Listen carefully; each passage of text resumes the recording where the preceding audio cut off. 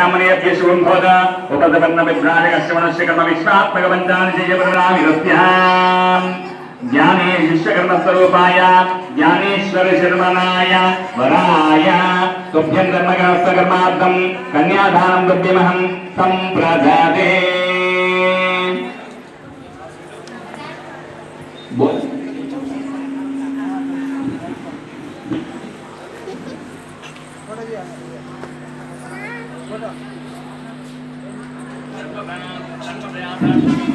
तुभ्यमहं संप्रददे।